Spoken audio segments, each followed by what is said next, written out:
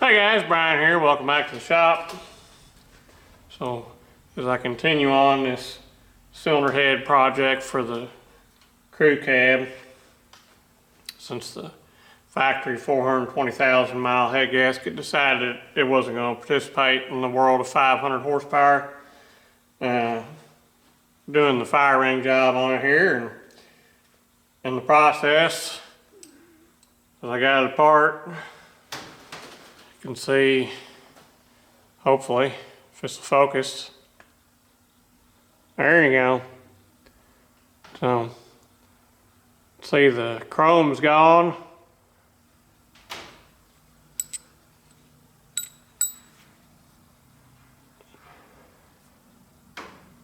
Focus.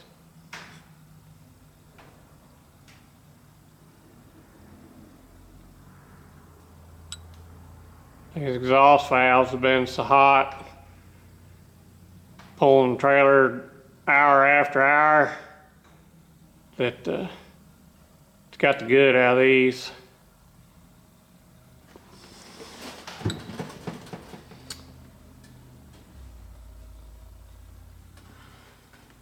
So when the valves start to get like that, of course the rough is tough on the guides in the head, so you don't like to run it like that for very long. Fortunately in my case, they seem to still be acceptable.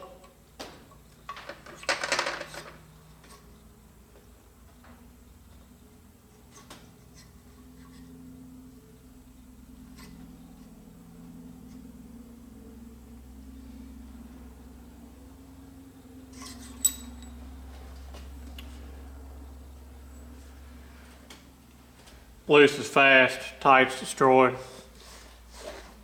I'd rather they were a little bit tighter, but it is what it is. I'm not going to put bronze liners in this cylinder head at this point.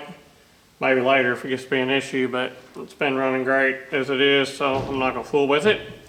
But what I have here is some black lightning valves I picked up from Goodson, which are made by Qualcast. They say made in India, so at least they're not Chinese, I guess. But the main thing is these are Inconel exhaust valves, which is like what you get in a marine Cummins engine, where they run high heat for long periods of time.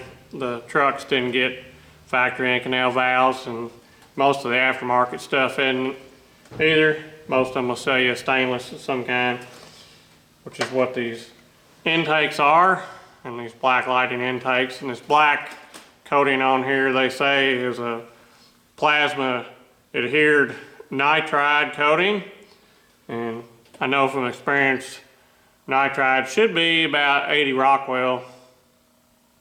When I had it done on the tappets, that's what it came back as, was 80 to 85 Rockwell, and it's supposed to wear very well, better than the chrome.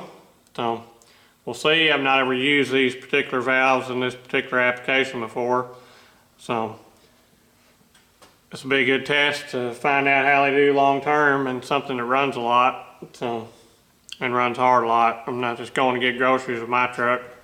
It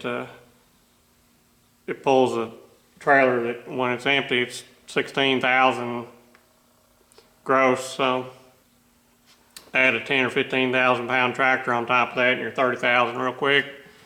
So puts a test on these.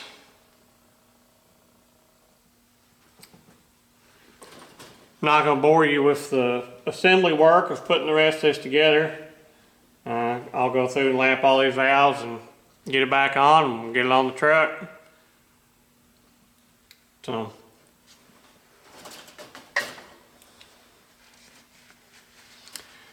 guess the purpose of this video was mainly to go over these upgrades and to show you something to look for on if you take a head apart of one that's been run pretty hard. A good way to tell that it's time for some new valves. So, thanks for watching, thanks for subscribing, I'll catch you later.